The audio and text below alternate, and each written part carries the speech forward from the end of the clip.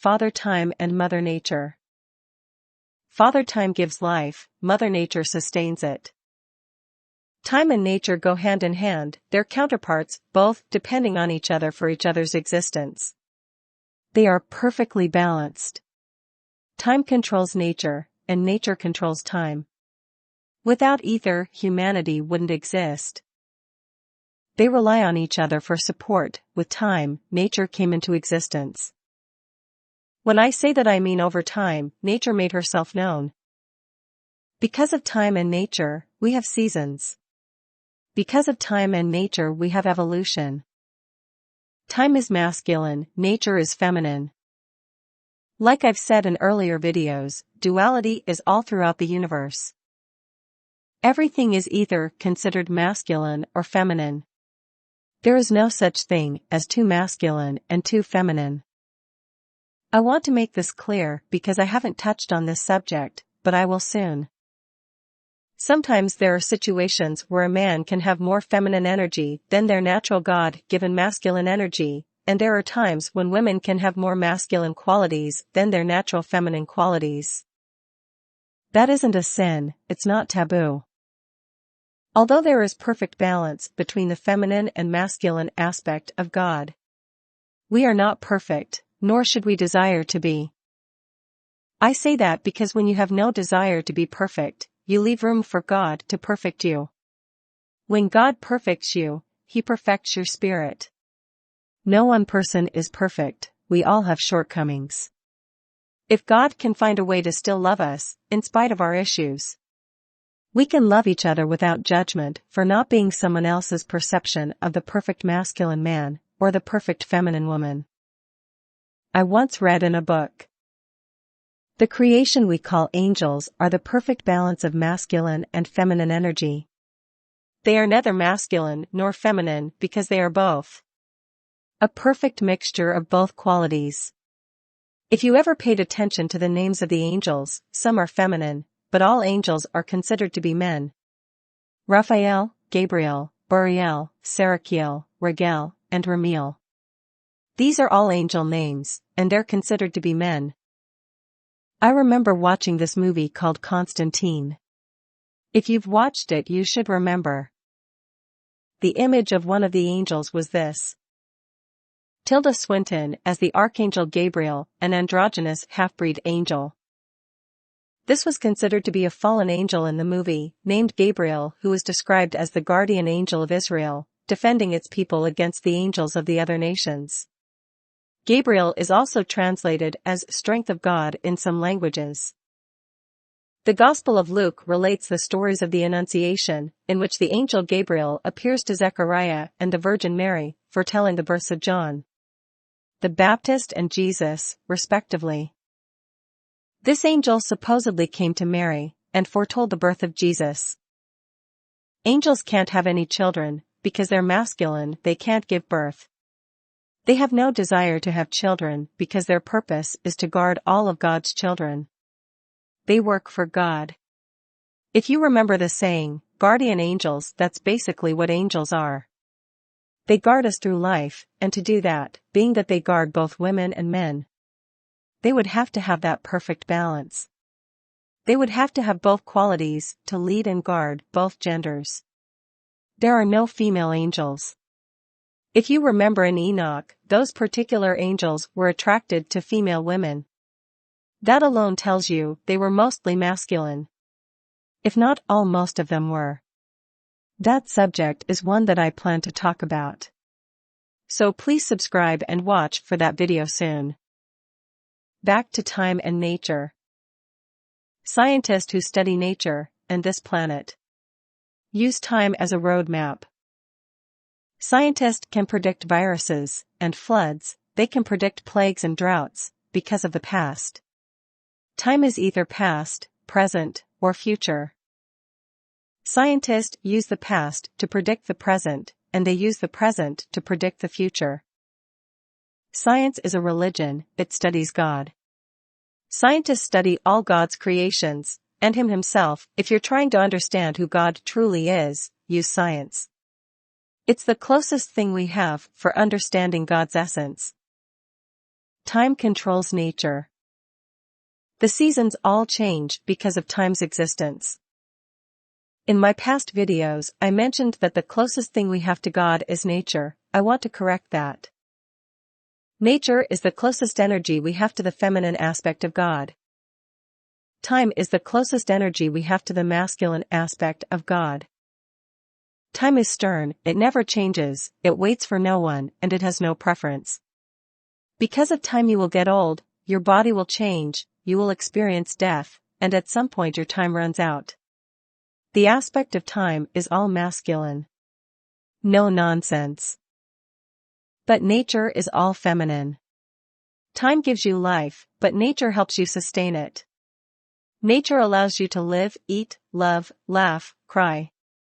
Nature gives you the opportunity to create life that can exist past, beyond time's expiration date. Nature is all feminine. Its energy is motherly, patient. Nature is always giving birth to something new. With time, nature evolves. Time is energy, and nature is essence. I've come to the conclusion that God gave us time. Time comes from Him. It's His way of controlling the situation without actually controlling it. He knows time gives us opportunities. God gave us time to grow, evolve, and build something while we have it on our side. Wisdom gave us nature. Nature is feminine. Nature gave birth to this planet. Nature gave birth to this atmosphere. Nature gave birth to the animals and humans. Without nature we wouldn't exist, and without time and nature we wouldn't evolve. Time is masculine in every sense, because time isn't to be played with. When time gives you an opportunity, and you don't take advantage of it, don't be surprised when He takes it back. Once time takes His energy back, you will never get it again. If you remember the old saying, time waits for no one. That is true, He doesn't. He's impatient, and due to His masculine nature, He very seldom goes back on His word. Nature is different, she has patience. But nature doesn't have the power to control time, and time doesn't have the power to control nature. They both understand how each other works, they find perfect balance with one another. Nature takes advantage of the opportunities time gives her by creating things. Nature has the ability to create something that both she and time can benefit from. Nature creates something that's capable of creating something else, and over time it has the power to become something magical and godly. Time is energy and nature is substance. Nature helps us sustain time by strengthening our support physically or mentally. Time is the indefinite continued progress of existence and events in the past, present, and future. The passage of time is probably one of the simplest aspects of human perception. Time has always been associated with the passing of seasons and the cycles of celestial objects. And yet, modern physics does not have any special rule regarding the passage of time. Time does not flow. Time simply is. Time should be thought as something laid out in its entirety, with all past and future events there. Time is unreal. Why don't we feel it that way? The most likely reason is that we accept time before we learn to question it. A lot of the things that we accept before we are able to question them are difficult to relinquish, example, concepts of God and religion.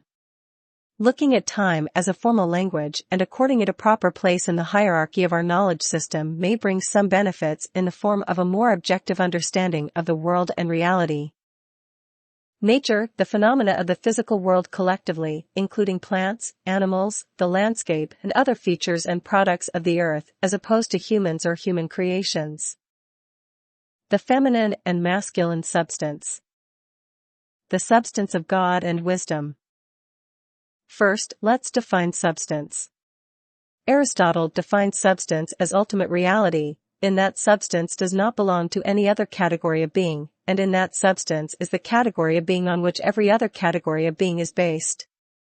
Aristotle also describes substance as an underlying reality, or as the substratum of all existing things. God is the ultimate masculine substance. Wisdom is the ultimate feminine substance. Everything masculine comes from God, everything feminine comes from wisdom. Now let's define masculine and feminine energy, the human's perspective, not the godly perspective. Masculinity equals social expectations of being a man. The term masculinity refers to the roles, behaviors and attributes that are considered appropriate for boys and men in a given society. Masculinity is constructed and defined socially, historically and politically, rather than being biologically driven. Socially driven means domination of women and a hierarchy of intermale dominance. Masculinity in the United States of America and Europe includes a high degree of ruthless competition, an inability to express emotions other than anger, an unwillingness to admit weakness or dependency, devaluation of women and all feminine attributes in men. Femininity is a quality of acting in a typically womanly, girlish, or feminine way. Different cultures have different ideas of what femininity looks like. If you're a gentle, sweet-natured person, being feminine in America means pleasing men because it makes them appear more masculine by contrast. We literally have no purpose other than making a man's life experience better. It's time for us to look at the bigger picture. America is a masculine country.